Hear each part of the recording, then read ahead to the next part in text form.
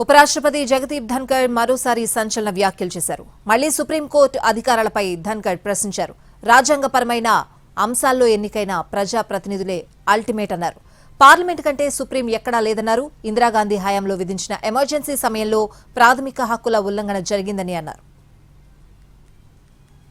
రాష్ట్రపతిని supreme court ఆదేశించలేదంటూ Rajya Sabha chairman Jagdeep Dhankhar చేసిన వ్యాఖ్యలు తీవ్ర దుమారం రేపిన క్రమంలో తాజాగా ఆయన మరోసారి సంచలన కామెంట్స్ చేశారు. ఢిల్లీ వర్సిటీలో జరిగిన ఓ సదస్సుకు హాజరైన ఆయన మళ్లీ సుప్రీంకోర్టు అధికారులపై ప్రశ్నించారు. రాజ్యాంగపరమైన అంశాల్లో ఎన్నికైన ప్రజాప్రతినిధులే అల్టిమేట్ అన్నారు. ప్రజాప్రతినిధులు జవాబుదారీతనంగా ఉండాలన్నారు. ఎమర్జెన్సీ విధించిన ప్రధాని అయినా సరే కట్టుబడి ఉండాల్సిందేనన్నారు. పార్లమెంటే సుప్రీమని ధన్కర్ వ్యాఖ్యానించారు. మాజీ ప్రధానమంత్రి ఇందిరాగాంధీ విధించిన ఎమర్జెన్సీని ఆయన ప్రస్తావించారు.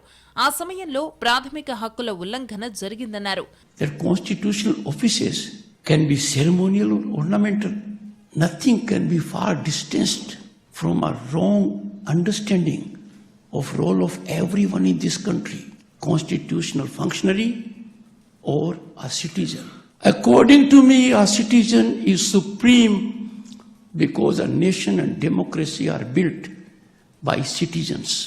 రాష్ట్ర గవర్నర్ పంపిన బిల్లులకు రాష్ట్రపతి నిర్ణీత గడువులోపు ఆమోదించాలని సుప్రీంకోర్టు గడువును నిర్ణయిస్తూ ఇటీవల తీర్పునిచ్చింది.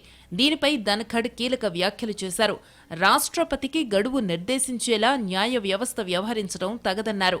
ప్రజాస్వామ్య శక్తులపై సుప్రీంకోర్టు పెత్తనం చేయకూడదన్నారు. శాసనాలు చేయగలిగే జడ్జీలకు మాత్రం ఎలాంటి జవాబుదారీతనం ఉండదని విమర్శించారు.